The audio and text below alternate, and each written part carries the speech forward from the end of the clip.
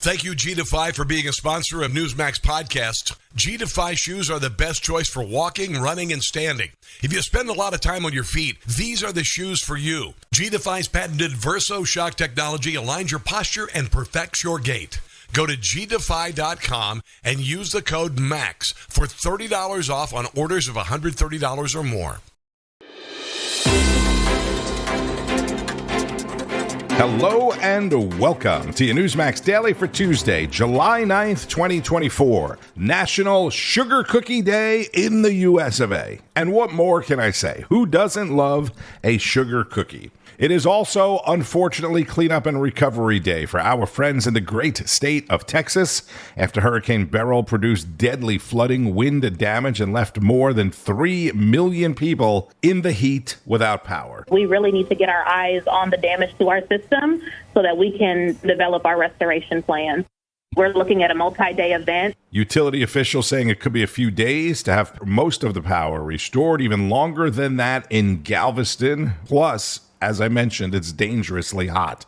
Not a good situation. As of this morning, at least 6 people were killed in Texas. That's on top of several others that died as a result of the storm in Jamaica and other parts of the Caribbean. Having covered many, many hurricanes here in the state of Florida, I can tell you that the death toll is likely to go up. If you are in that area of the country, Godspeed, my friend, and be very, very careful. Hopefully, everyone is keeping Texas in their thoughts and prayers today and the next few days at least.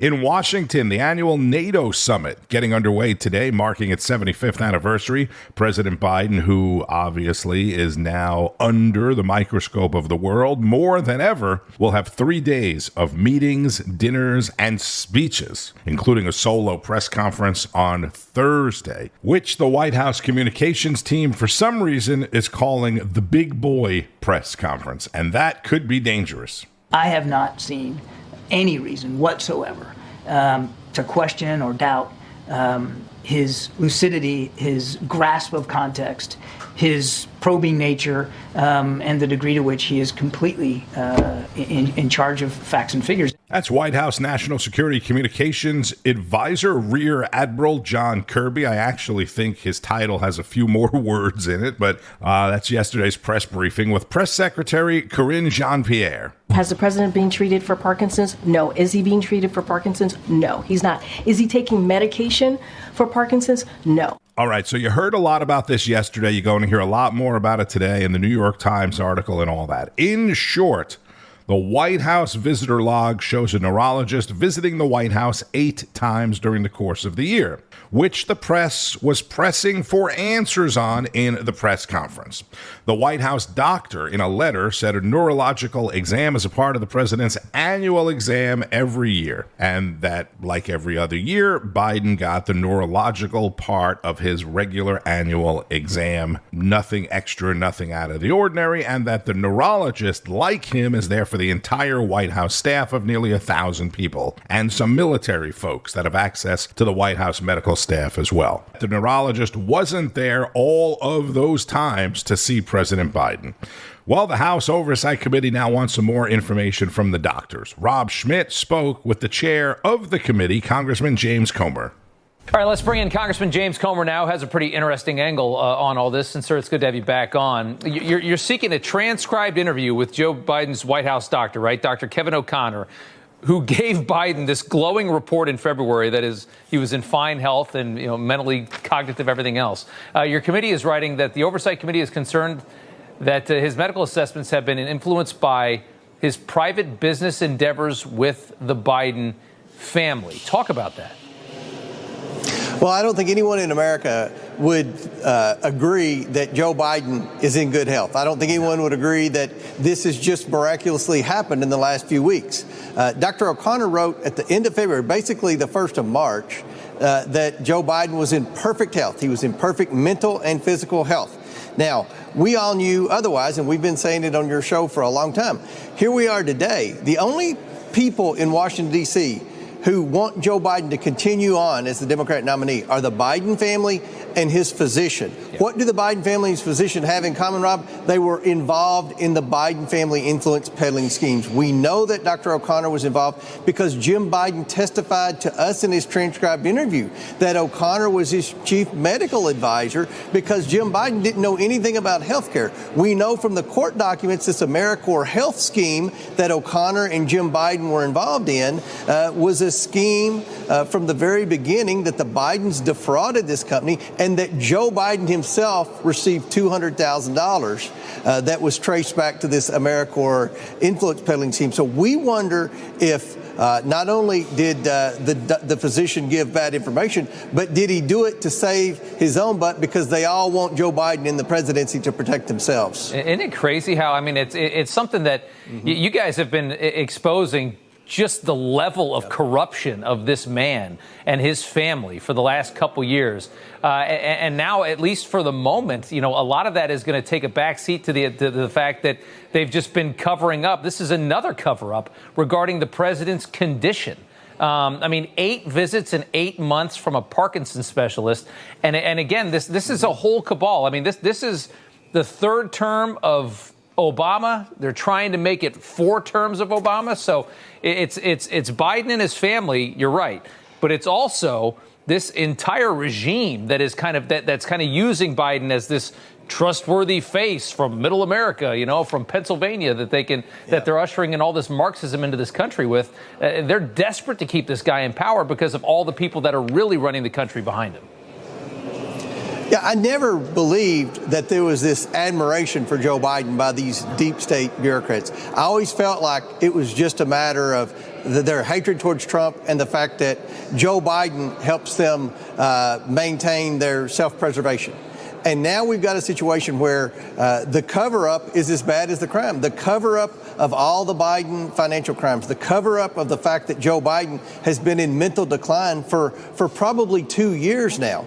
And it's all coming forward. And lo and behold, these guys behind me, Rob, who have defended the Bidens for the past 3 years, say that Joe Biden was a genius, that Joe Biden had a photographic memory, that Joe Biden got up and worked out every morning. Now they're all calling on Joe Biden to step down because he's not able to serve as president. Where have they been? I mean, look, this has been a cover-up, and every single person that we have found, whether it's the FBI, the CIA, the IRS, or now the White House physician that was involved in the cover-up, they have liability in this cover-up, and it's in their best interest that Joe Biden remain in the presidency. Congressman James Comer, chair of the House Oversight and Accountability Committee, on Rob Schmitt Tonight. We get more from Greg Kelly Reports. Greg had a lot to say on last night's show after a long 3-day weekend.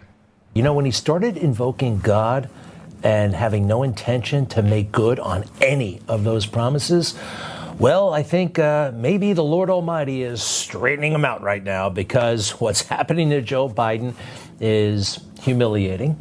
But let's face it, it couldn't be happening to a nicer guy, right? Joe deserves this for all the deception, for the crazy way he's handled this big job. I mean, I'm enjoying it, quite frankly. I hope he stays the nominee because he is so much, he's definitely beatable, right? Beyond beatable. Anything can happen. I know we can't get overconfident, but I want him right where he is. At the same time, I don't know if I really do want that. It's kind of dangerous to have an invalid like this as president. You see, he's on this damage control tour. I was off on Friday, but I did watch the George Stephanopoulos interview. There were probably 1,000 more effective ways he could have answered this question, maybe 1,000,000. What did you do? Did you watch the debate? Do you remember this? Did you ever watch the debate afterwards? I don't think I did, no. Oh, he could have said, I didn't, I couldn't, it was too painful. Yes, I did. It was painful. I watched it, but with one eye open. I watched a little of it, and I had to turn it off. He could have, I don't remember if I watched it or not. And this is the damage control tour. He is digging an even deeper hole. I don't care what the pundits say. Somehow Joe is safer now. I don't believe that. You know, the damage control tour continued this morning on the Morning Joe show. There's one soundbite everybody's playing, but I found others more interesting, like this one. The reason I've been out on the road so much all over the country, and while Trump is riding around in his golf cart, filling out his golf cart before he even hits the ball. But anyway, he hadn't been anywhere in 10 days. Did you get what kind of joke or slam he was trying to say about golf? He said golf cart 3 times. I don't know what he meant. Nobody does. Donald Trump filling up the golf cart, more the golf cart, the golf cart. It was gibberish. And when he was kind of, coherent, he was scary. I'm here for 2 reasons, pal. One, to rebuild the economy for hardworking middle-class people, give everybody a shot. Just a straight shot. Everybody gets a fair chance, number one. Number two, remember all this talk about how I don't have the black support? Come on, give me a break. Come with me. Watch. What if we don't want to watch? And I don't like the way he said shot. So he's here for 2 reasons, not uniting the country, not economic prosperity for all, the middle class, and showing that he has black support. That's quite the agenda, isn't it? And oh, by the way, your black support is crumbling. That is Greg Kelly, the host of Greg Kelly Reports, 9 p.m. Eastern on Newsmax. Don't miss it. For reference, in 2020, Joe Biden had 87% of the black vote. As of last week, he now has 62%, and polls show it getting lower on a weekly basis, and Donald Trump getting more of that support on a weekly basis, although his numbers are still well below Joe Biden's numbers. But look, the fact that the country, including the president himself, has been debating his mental acuity and cognitive abilities for a week and a half now since the debate, should be proof in itself that it shouldn't even be a debate. He had a good day, he had a bad day, he had a bad night, right? He can do this, but he can't do that. He can only do it before 8 p.m. Imagine if we being America, were watching this kind of a circus going on somewhere else, like in China or Japan, the UK, France, Germany, any other industrialized country that has a place on the world stage. What would you be thinking about that country? And now the world brought the stage to us, to D.C. for the NATO summit. It's embarrassing for the president to go out there every day and say things that the whole world knows are just not true. And it's embarrassing to the United States. The White House is hoping that the president will have a good showing in the next couple days at the NATO events and put an end to the call for him to drop out of the race. This is former Deputy White House Press Secretary Hogan Gidley on Newsmax. You see wars already breaking out all over the world, of course, in Russia, Ukraine, and in the Middle East, and now China is on the move and emboldened.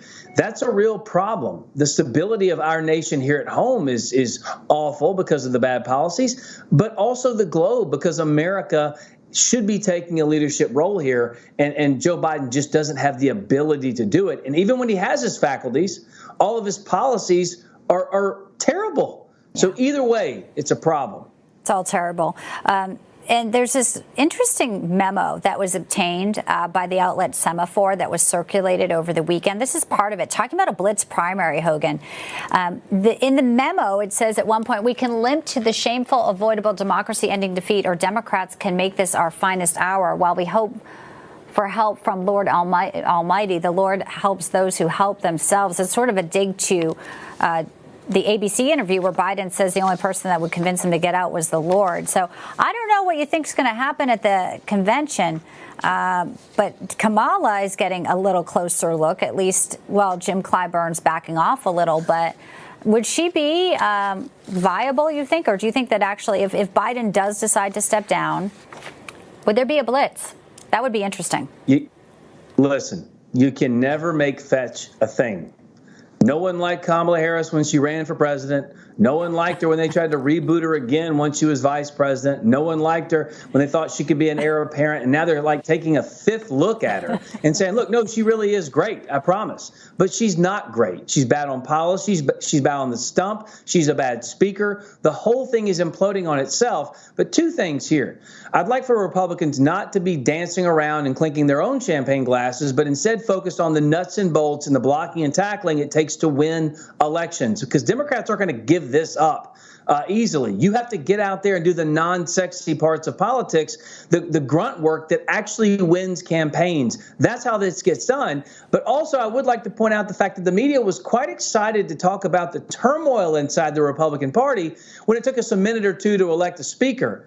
What are we seeing now on the Democrat side? They're trying to get rid of a sitting president of the United States. It's absolutely amazing. And I'm here. I for one, am here for it. Yeah, I am too. I like, too, how they're also trying to blame now these elites for going after him when he's like posing with George Clooney and Julia Roberts, and Katzenberg in LA is running his campaign, and he's getting a lot of heat. Like, we feel duped by Katzenberg. Newsmax host Bianca De La Garza with former White House Deputy Press Secretary Hogan Gidley on the press. And let's revisit yesterday's heated White House press briefing with a segment from Chris Plante and the Right Squad. A top Parkinson's disease specialist from Walter Reed Army Medical Center, Dr. Kevin Kennard, has visited the White House at least 10 times since 2022.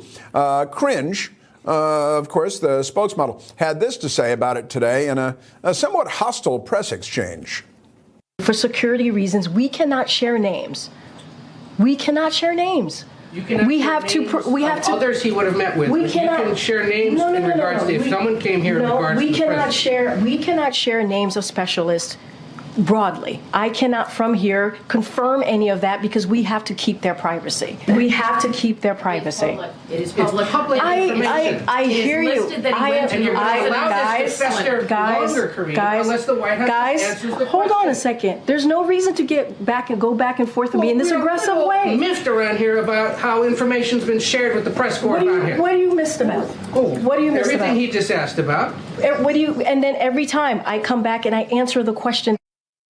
I was very happy to see that part, the White House press corps speaking up a little bit for the first time in 3.5 years. Remember how they sounded during the Trump press briefings, like a pack of jackals seeking to slake their thirst on the carcasses of their prey. And today got a little bit, but the Foldi, they said, well, you can't share those names with you. It's a government doctor coming to a government building whose name is in the visitor logs, which are public property, to visit the President of the United States. And it might explain a lot about his current state.